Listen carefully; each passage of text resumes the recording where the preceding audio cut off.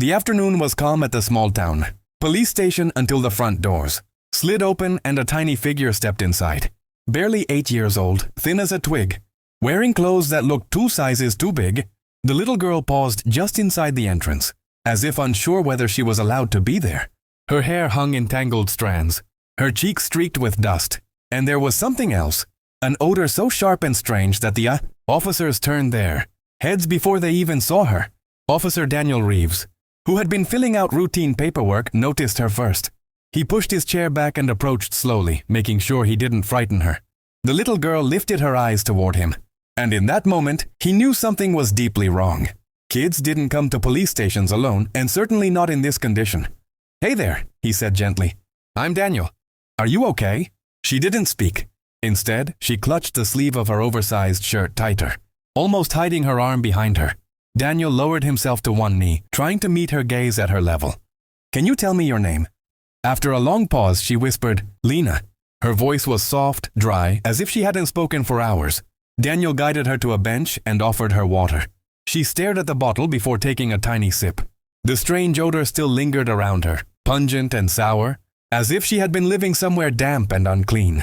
Daniel glanced discreetly at her clothes, trying to understand where it was coming from without making her uncomfortable. As she adjusted herself on the bench, her sleeve slipped slightly.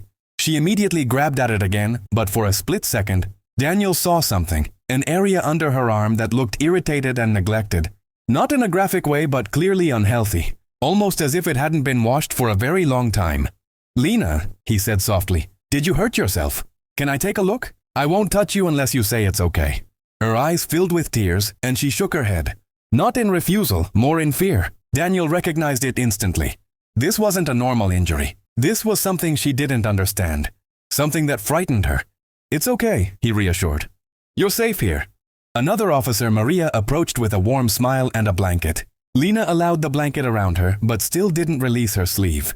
When Maria asked where her parents were, the girl whispered, "I don't know," and began crying quietly. Daniel exchanged a worried glance with Maria. Something serious was going on.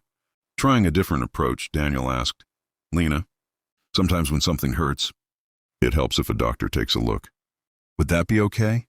She hesitated, then nodded faintly. "Can I see your arm first, so I know how quickly we need to get help?"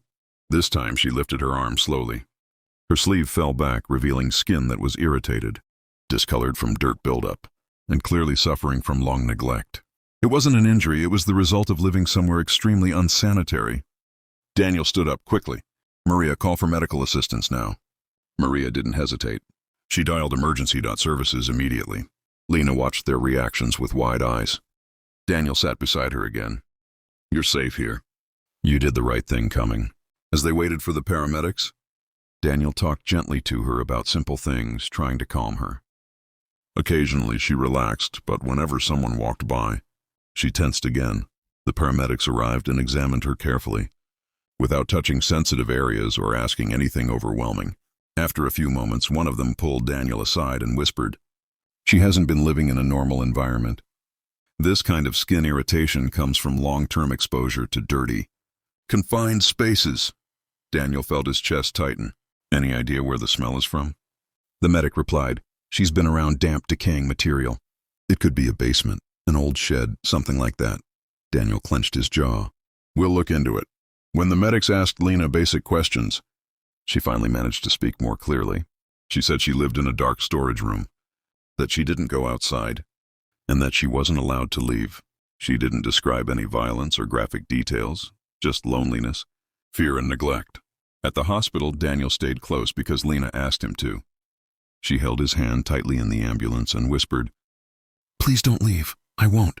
He promised. Doctors confirmed that she was physically stable, just severely neglected. She needed proper care, rest, and a safe place.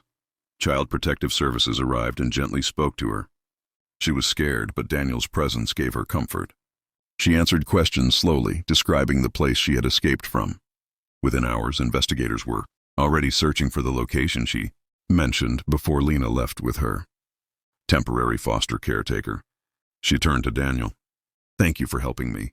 He knelt beside her. "You were brave. You helped yourself first." "I was scared," she whispered. "Being brave means doing the Right thing, even when you're scared, he replied, softly. She gave a tiny nod, then walked away holding the caretaker's hand. Back at the station, Maria said, "You did good today." Daniel looked at the entrance where the girl had appeared. She did. Within a few days, investigators located the storage space she described.